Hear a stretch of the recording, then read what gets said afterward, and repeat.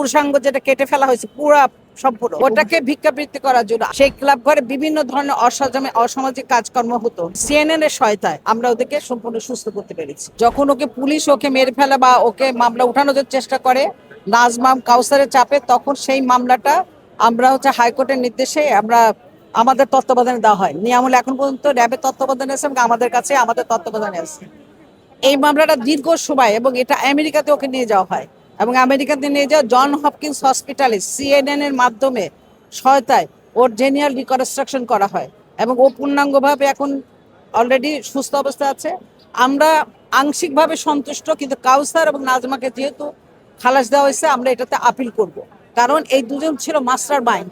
তাদেরকে এখান থেকে সরানোর জন্য আমরা দুজনকে আপিল করব। আমি বাংলাদেশ হিউম্যান রাইটস ফাউন্ডেশনের পক্ষ থেকে দীর্ঘ 2011 সাল থেকে এই পর্যন্ত আমরা ফাইট করে যাচ্ছি এবং আমরা ওকে নিয়ে গেছি এবং সিএনএন এর সহায়তা, সিএনএন তো আপনি জানেন যে মাধ্যমে ওদের সহায়তা আমরা আমেরিকা থেকে ঠিক করছি।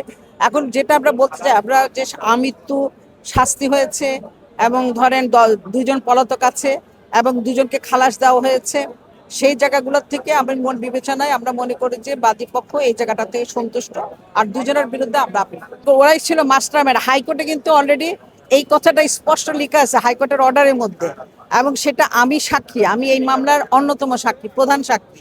সেই সাক্ষী হিসাবে আমি কিন্তু এই তথ্যগুলো, এই পেপারস গুলো, এই সব কিছু কিন্তু মাননীয় আদালতে দিয়েছি। সেই অপরাধটা কিভাবে সংগঠিত করেছিল যদি একটু বলতেন? হ্যাঁ, ও প্রথমে ওরা আপোষ করার জন্য চেষ্টা করেছিল, দুটো মাইনর বাচ্চাকে দিয়ে সাজানো হয়েছিল ঘটনা। সেই ঘটনাটাকে যখন হাইকোর্টে নিয়ে আসি আমরা, সে হাইকোর্টে পুলিশের মাধ্যমে পুলিশকেও ডাকা হয়। পুলিশকে মাননীয় আদালত, যে পুলিশ এটা চেষ্টা করছিল এই মামলাটা নিষ্পত্তি করার মানে আপোষ করার জন্য, তাকে কিন্তু কোর্ট ইনস্ট্যান্টলি কোর্টের মধ্যে তার পোশাক মানে উইথড্র করা হয় এবং পরবর্তীতে এই মামলাটাকে নিয়ে আসা হয় এবং ওকে দেওয়া হয় পুলিশের আন্ডারে না হেফাজতে, দেওয়া হয় র্যাবের হেফাজতে, যাতে ও প্রোটেকশনে থাকে। এবং পরবর্তীতে এই মামলা দীর্ঘ সময় আমরা ওখান থেকে তখন আমেরিকাতে নিয়ে যাই এবং আমেরিকা নিয়ে যায় জন হপকিন্স হসপিটাল থেকে ওকে জেনিয়াল রিকনস্ট্রাকশন করে পুরুষাঙ্গ যেটা কেটে ফেলা হয়েছে পুরা সম্পূর্ণ। কেন কেটে ফেললো? ওটাকে ভিক্ষাবৃত্তি করার জন্য। আপনারা বোধহয় এই ছবিটা ওখানে আছে, আপনারা যদি সেটা নেন, যে বুকের এখান থেকে এমন ভাবে সূক্ষ্মভাবে কাটা হয়েছে, এইভাবে কাটা হয়েছে।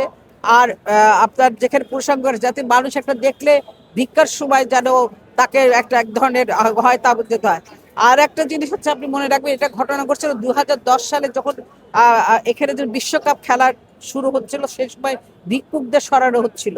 সেই সময় কিন্তু এই ঘটনাটা সূত্রপাত, যেটার জন্য মাননীয় হাইকোর্ট এই জিনিসটাকে অর্ডার দিয়েছে এবং এই মামলাটা ভিক্ষা করতে রাজি ছিলেন না, তাই ওনাকে না, ওকে রাজি ছিল না। না, ওদের বাবা এবং ওরা দুজনের রিক্সা কামারিঙ্গির সঙ্গে, ওর বাবা এবং ওই যে যারা আসামি, তাদের মধ্যে একটা বাকবিতণ্ড হয় এবং ওরা কি করে, ওখানে একটা ক্লাব ঘর আছে, কামারিঙ্গির সঙ্গে একটা ক্লাব ঘর আছে, সেই ক্লাব ঘরে বিভিন্ন ধরনের অসামাজিক কাজকর্ম হতো এবং ওখানে মানুষকে নিয়ে যাওয়া হতো, ভিক্ষা করা হতো, আপনার পাতিলের ভিতর রাখা হতো। এটা আমরা জেনেছি সরেজমিনে। পরবর্তীতে এই ছেলেটাকে নিয়ে গেছে, নিয়ে যায় বলেছে যে তোর এমন কিছু করবি, তুই ভিক্ষা করে সারা জীবন খাবি। সেই হিসাবে সেই প্রতিষ্ঠান থেকে ওকে এটা করা হয়েছে। আপনি এখন ওকে যদি দেখেন, আমরা নিয়ে আসবো আপনাদের সামনে, একটা প্রেস কনফারেন্স করবো, ওর গলায় দাগ এখন পর্যন্ত আছে। আল্লাহর অশেষ রহমত যে আমরা জন হপকিন্স আমেরিকাতে কাতার এয়ারলাইন্স সেটা টিকিট দেয় এবং সিএনএন এর সহায়তায় আমরা ওদেরকে সম্পূর্ণ সুস্থ করতে পেরেছি।